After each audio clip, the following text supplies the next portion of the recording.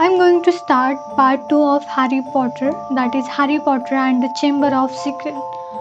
Chapter 1. Worst birthday. Not for the first time, an argument had broken out over breakfast at number 4 TunePocket.com. Private Drive.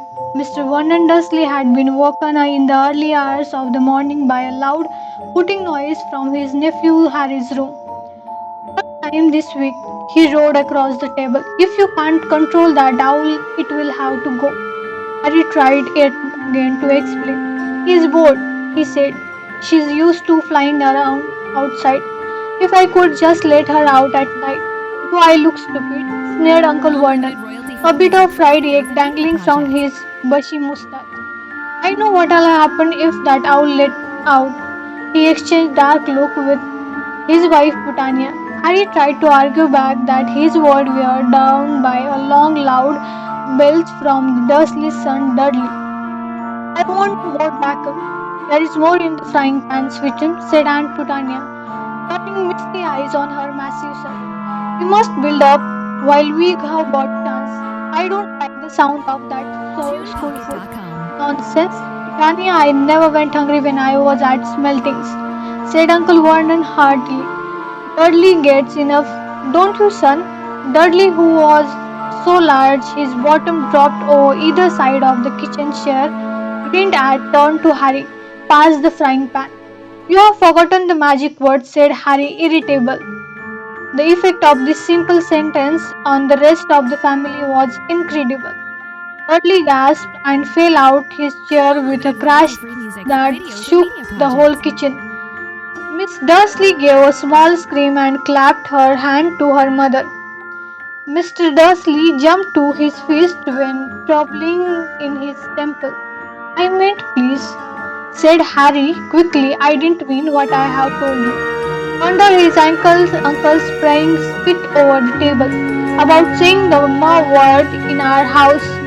But how dare you threaten Dudley? Roared Uncle Vernon, pounding the table with his fist. I warn you. I will not tolerate mention of your abnormality under this roof. Harry stared from his purple faced uncle to his pale aunt, who was trying to lift Dudley to his feet. All right, said Harry. All right. Uncle Vernon sat back down, breathing like a white dinosaur and watching Harry closely out of the corner of his small, sharp eyes. Ever since Harry had come home for the summer holidays, Uncle Vernon had been treating him like a bomb that might go off at any moment because Harry Potter wasn't a normal boy. As a matter of fact, he was not normal as it is possible to be. Harry Potter was a wizard, fresh from TunePocket.com. his first year at Hogwarts School of Witchcraft and Wizardry. And if the Dursleys were unhappy to have him back for the holidays, it was nothing to have Harry felt. He missed Hogwarts so much, it was like having a constant stomachache.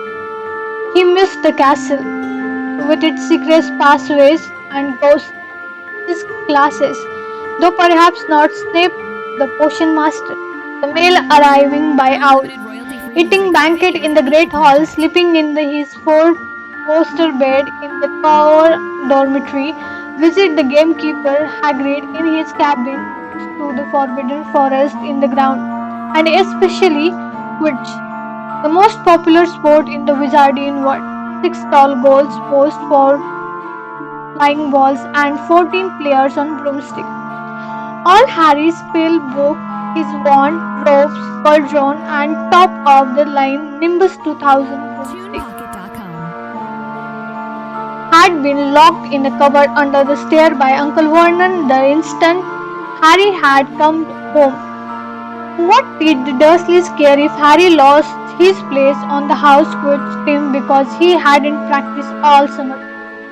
Was it to the Dursleys if Harry went back to school without any of his homework done? The Dursleys were what wizards called muggle, not a drop of magical blood in their vein. And as far as they were Downloaded concerned, royalty-free music having a from the wizard Radio in the Media family was a Project. matter of deepest shame. Uncle Vernon had even padlocked Harry's owl head inside her cage to stop her from carrying passes to anyone in the Wizardian world. Harry looked any nothing like the rest of the family. Gordon was large and necklace with an enormous black mustache, and Putania was horse-faced and bony. Dudley was blonde, pink, and portly. Harry, on the other hand, small and skinny, with brilliant green eyes and jet black hair that was always untidy, wore round glasses, and on his forehead was a thin, lightning sharp scar. It was this scar that made Harry so particularly unusual. Even for a wizard, this scar was the only hint of Harry's very mysterious past, of the reason he had been left on the Dursleys' doorstep 11 years before. At the age of 1 year old, Harry had somehow survived a curse from the greatest dark sorcerer of all time, Lord Voldemort, whose name most witches and wizards still fear to speak. His parent had died in Voldemort's attack, but Harry had escaped with his lightning scar. And somehow nobody understood why Voldemort's power had been destroyed the instant he had failed to kill Harry. So Harry had been brought up by his dead mother's sister and her husband. He had spent 10 years with the Dursleys, never understanding why he kept making odd things happen without meaning to. Believing the Dursley story that he had got this car in the car crash that had killed his parents, and then exactly a year ago, Hogwarts had returned to Harry, and the whole story had come out. Harry had taken up his place at Wizard School, where he had his car were famous. Now the school year was over and he was back with the Dursleys for the summer, back to being treated like a dog that had rolled in something smelly. The Dursleys hadn't even remembered that today happened to be Harry's 12th birthday. Of course, his hope hadn't been high. They had never given him a real present, let alone a cake, but to ignore it completely. At that moment, Uncle Vernon cleared his throat importantly and said, "Now, as we all know, today is a very important day." Harry looked up, hardly daring to believe it. "This could well be the one day I make the biggest deal of my career," said Uncle Vernon. Harry went back to his toast because he thought bitterly Uncle Vernon was talking about the stupid dinner party. He had been talking of nothing else for 2 6. Some rich builder and his wife were coming to dinner, and Vernon was hoping to get huge order from him. Uncle Vernon's company made sense. "I think we should run through the schedule one more time," said Uncle Vernon. "We should all be in potion tonight, 8 o'clock. Putania, you will be in the lounge," said Aunt Putania promptly, waiting to welcome them graciously to our home. "Good, good, good. And Dudley?" "I'll be waiting to open the door." Dudley put on a foul, simpering smile. "May I take your coat, Mr. and Mrs. Mason?" "They'll love him," cried Aunt Putania rapturously. "Excellent, Dudley," said Uncle Vernon. Then he roared to Harry and you. "I'll be in my bedroom, making no noise and pretending I'm not there," said Harry tonsely. "Exactly," said Uncle Vernon nastily. "I will lead them into the lounge, introduce you Britannia, and pour them drink at 8:50. I will announce dinner," said Aunt Britannia, "and Dudley you'll say, 'May I take you out through to the dining room, Mr. Mason?'" said Dudley, offering his fat arm to an invisible woman. "My perfect little gentleman," sniffed Aunt Putania. "And you," said Uncle Vernon viscously to Harry. "I'll be in my room, making no noise and pretending I'm not here," said Harry dully. "Precisely. Now we should aim to get in few good compliments at dinner, Putania. Any idea? Vernon, tell me you're a wonderful golfer. Mr. Mason, do tell me where you brought your dress. Mrs. Mason. Perfect, Dudley. How about we had to write an essay about our hero at school? Mr. Mason and I wrote about you." This was too much for both Aunt Putania and Harry. Aunt Putania burst into tears and hugged her son, while Harry tucked under the table so they wouldn't see him laughing. "And you, boy!" Harry fought to keep his face straight as he emerged. "I'll be in my room making no noise and pretending I'm not here," he said. "Too right you will," said Uncle Vernon forcefully. "The mans don't know anything about you, and it's going to stay that way. When dinner is over, you take Mrs. Mason back to the lounge for coffee, Putania, and I'll bring the subject around to drills, which and luck. I'll have the deal signed and sealed before the news Unlimited at 10. royalty-free music for We'll be videos and media shopping for a projects. vacation home in Mazurko this time tomorrow." Harry couldn't feel too excited about this. He hadn't think the Dursleys would like him any better in Majorca than they did on Private Drive. "Right, I'm off into town to pick up the dinner jacket for Dudley and me. And you," he sneered at Harry, "you stay out of your aunt's while, while she is cleaning." Harry left through the back door. It was a brilliant sunny day. He Pocket.com. crossed the lawn, slumped down on the garden bench, and sang under his breath, "Happy birthday to me, happy birthday to me." No cards, no present, and he would be spending the evening pretending not to exist. He gazed miserably into the age. He had never felt so lonely, more than anything else at Hogwarts, more than playing Quidditch. Harry missed his best friends Ron Weasley and Hermione Granger. They, however, didn't seem to be missing him at all. Neither of them had written to him all summer, even though Ron had said he was going to ask Harry to come and stay. Countless times Harry had been on the point of unlocking TunePocket.com. Hedwig's cage by magic and sending her to Ron and Hermione with a letter, but it wasn't worth the risk. Underage wizards weren't allowed to use magic outside of school. Harry didn't told the Dursleys this. He knew it was only their terror that he fight turned them all into dog battle that stopped them from hooking him in the cupboard under the stair with his wand Unlimited and royalty-free broomstick. music for videos and media projects. For the first time, couple of weeks back, Harry had enjoyed muttering nonsense word under his breath and watching Dudley tearing out of the room as fast as his fat legs would carry him. But the long silence from Ron and Hermione had made Harry feel so cut off from the magical world that even taunting Dudley had lost its appeal.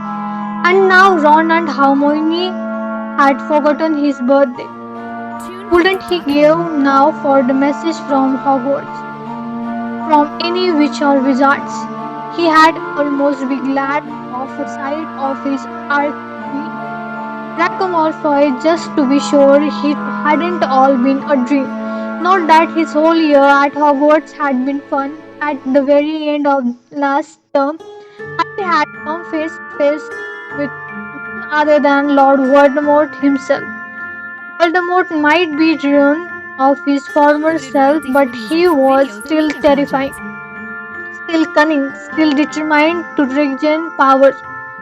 Harry had slipped through Voldemort's clutch for a second time, but it had been a narrow escape, and even now, a week later, Harry kept walking in the night trench in cold sweat, wondering where Voldemort was now. Remembering his livid face, his wide-mad eyes, Harry suddenly sat bolt upright on the garden bench. He had been staring absent-mindedly into the hedge, and the beige was staring back. Two innermost green eyes had appeared among the leaves. Harry jumped to his feet just as a jeering voice floated across the lawn. "I know what day it is," sang Dudley, waddling toward him. The huge eyes blinked and vanished. "What?" said Harry, not taking his eyes off the spot where they had been. "I know what day it is," Dudley repeated, coming right up to him. "Well done," said Harry. "So you have finally learned the day of the week." Today's your birthday, sneered Dudley. How come you haven't got any cards? Haven't you even got friends at the frick place? Better not let your mum hear you talking about my school, TunePocket.com. said Harry coldly. Dudley hitched up his trousers, which were slipping down his fat bottom. Why you are staring at the hedge? He said suspiciously. I'm trying to decide what will be the best spell to set it on fire, said Harry. Dudley stumbled backward at once, a look of panic on his face. You can't. Dad told you you are not to do magic. Unlimited He royalty free said music he'll for videos chunk and you media out of the projects. house and you haven't go anywhere else to go. You haven't go any friends taken you. Jangly Pokey, said Harry in a clear voice. Hocus pocus squiggle wiggle. Mum, howled Dudley, tripping over his feet at the dash back towards the house. Mum, he's doing you know what. Harry paid dearly for this moment of fun, as neither Dudley nor the hedge was in any of hurt. TunePocket.com. And Putania knew he didn't really done magic, but he still had to duck as she aimed to heavy blow at his head with a soaky frying pan. Then he gave him work to do with the promise he wouldn't eat again until he had finished. While Dudley lolled around watching and eating ice cream, Harry cleaned the window, washed the car, and mowed the lawn, trimmed the flower beds, pruned and watered the roses, and repainted the garden Unlimited bench. royalty free music for videos The and media sun projects. blazed overhead, burning the back of his neck. Harry knew he couldn't have risen to Dudley's bait, but Dudley had said the very thing Harry had been thinking himself. Maybe he didn't have any friends at Hogwarts. Wish they could see famous Harry Potter now. They thought savagely as he sprayed manure on the flower bed, his back aching, sweating running down his face. It was 7:30 in the evening when, at last, exhausted, he heard Aunt Putania calling him. In here and walk on the newspaper. Harry moved gladly into the shade of the glamming kitchen. On top of the fridge stood tonight pudding, a huge mound and whipping cream and sugar wallet, a loin of toast. Pork was sizzling in the oven. Eat quickly. The monsoons will be here soon, snapped Aunt Putania, pointing to two slices of bread and a lump of cheese on the kitchen table. She was already wearing a salmon pink cocktail dress. Harry washed his hand and bolted down his pitiful supper. The moment he had finished, Aunt Putania whisked away his plate. Upstairs, hurry. As he passed the door to the living room, Harry caught a glimpse of TunePocket.com. Uncle Vernon and Dudley in bow ties and dinner jackets. He had only just reached the upstairs landing when the doorbell rang and Uncle Vernon's furious face appeared at the foot of the stairs. Remember, boy, unsound. Harry crossed to his bedroom on tiptoe, slid inside, closed the door, and turned to collapse on his bed. His trouble Unlimited royalty free was there music for was videos and already media something projects. simmering on. That's it for today. Thank you so much. Stay tuned for next chapter. See ya. Bye bye.